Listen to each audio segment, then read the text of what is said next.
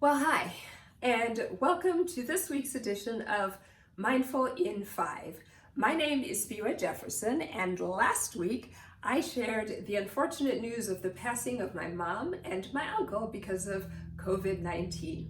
Thanks to all of you who have shared your kind thoughts, prayers, emails, texts, flowers, and food.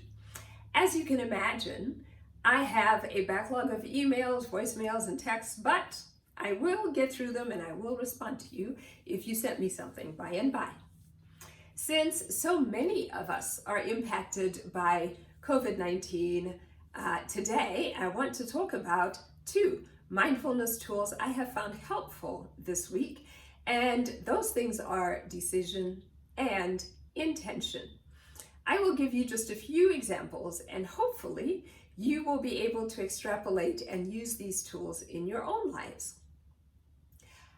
I was very intentional as I sat down in my meditation time about just mentally throwing out the original schedule that I had for myself this week.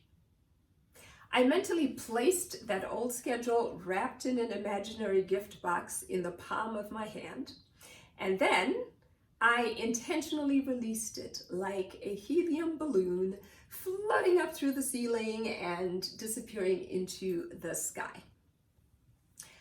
I decided not to be angry and bitter over the passing of my mom and my uncle.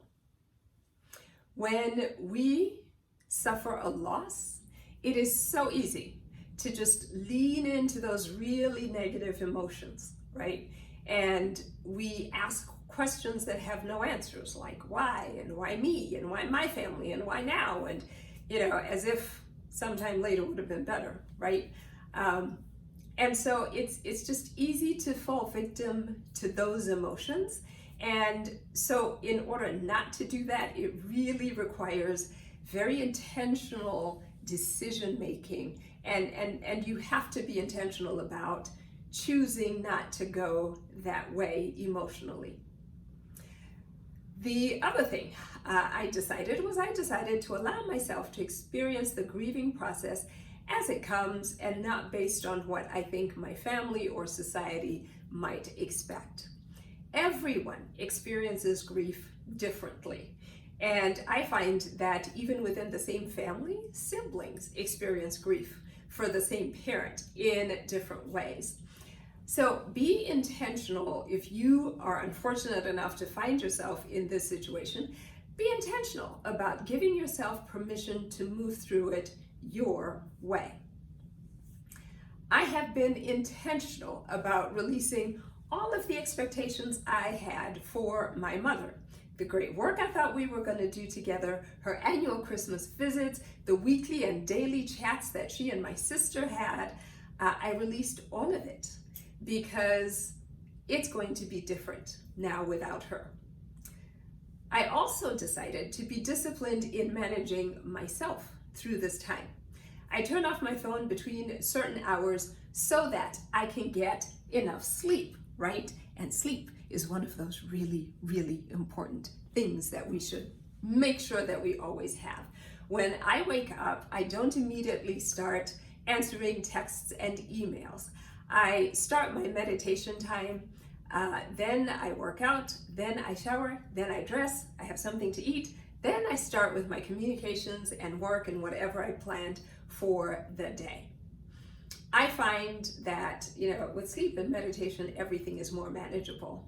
And you will likely find that there's certain things that if you get these things right at the start of your day always goes much better. And that's so important when you're going through the grieving process. Finally, I decided to give myself permission to have days where I don't stick to that routine. It is the optimum way of starting the day for me. However, if I don't feel like getting out of bed, if I didn't want to eat, I didn't force it, as examples. The trick here, I think, is to create enough personal boundaries for yourself so that you don't go over the cliff into unhealthy territory that makes it really difficult to recover. So these are the ways I have used decision and intention to guide my course of through grief this week. Visit the Facebook fan page at Spiwa Publications or drop me an email at info@spiwajefferson.com with your tips that have helped you.